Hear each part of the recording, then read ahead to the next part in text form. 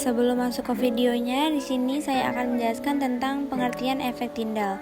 Apa itu efek Tyndall? Jadi, efek Tyndall adalah gejala penghamburan berkas sinar cahaya oleh partikel-partikel koloid. Hal ini disebabkan karena ukuran molekul koloid yang cukup besar.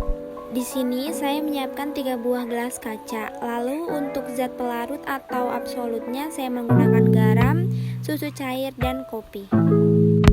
Setelah alat dan bahan sudah dipersiapkan, lalu masukkan air H2O sebagai solvent atau zat pelarut. Setelah ketiga gelas terisi dengan sama rata, tahap selanjutnya yaitu masukkan garam lalu aduk hingga merata.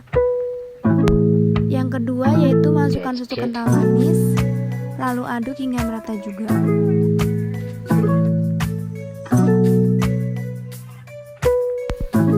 Nah, yang terakhir masukkan bubuk kopi lalu aduk hingga merata. Setelah diaduk semua, diamkan selama beberapa menit.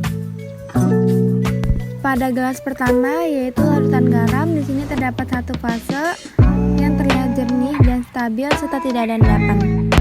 Pada gelas kedua yaitu larutan susu. Di sini hanya terlihat satu fase, tapi sebenarnya ada 2 fase atau lebih dan terlihat keruh juga tampak stabil. Pada gelas terakhir yaitu larutan kopi. Di sini terdapat 2 fase heterogen yang terpisah secara perlahan dan terlihat tidak stabil. Pembuktian pada gelas pertama yaitu larutan garam.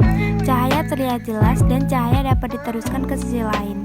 Dan efek Tyndall dalam larutan garam ini tidak tampak, maka dari itu larutan garam disebut sebagai larutan.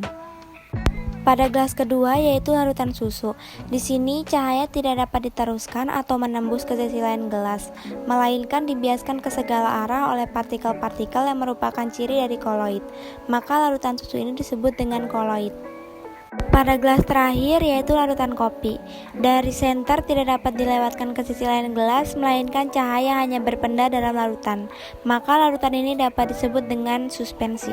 Kesimpulan pada gelas pertama termasuk larutan karena dapat meneruskan cahaya dan partikel antara garam dan air tidak dapat dilihat. Kesimpulan pada gelas kedua yaitu susu. Susu ini termasuk koloid karena larutan tidak dapat menerus cahaya dan juga 2 partikel antara susu dan air tidak dapat terlihat pada garis. Kesimpulan pada gelas terakhir yaitu larutan kopi termasuk suspensi karena larutan ini dapat meneruskan cahaya vertikal antara kopi dan air masih dapat dilihat dengan jelas.